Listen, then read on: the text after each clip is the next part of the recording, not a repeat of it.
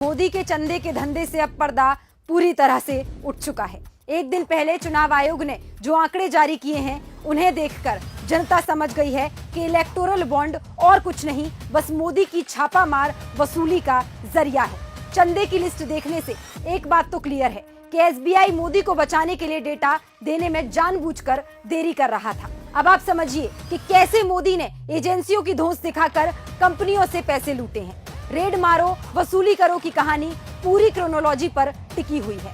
Modi ED, CBI, income tax जैसी तमाम जांच एजेंसियों से कंपनियों के यहाँ छापेमारी करवाते और फिर जब वे चंदा दे देती तो मामला सेट हो जाता।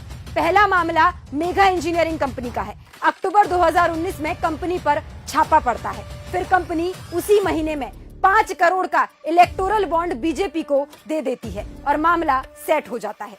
ऐसे ही हीरो मोटोकॉर्प के यहाँ मार्च 2022 में रेड पड़ी। उसी साल अक्टूबर के महीने में कंपनी 20 करोड़ के बॉन्ड बीजेपी को देती है और मामला रफा दफा हो गया। अब बात नवयुगा इंजीनियरिंग की, जिस पर अक्टूबर 2018 में छापा पड़ा।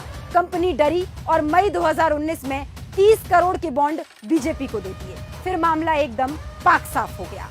सन फार्मा कंपनी पर मई 2019 में छापा पड़ा और कंपनी ने उसी महीने 10 करोड़ का चंदा देकर मामला सेट कर लिया। रुंगटा सन्स प्राइवेट लिमिटेड का मामला भी कुछ ऐसा ही है।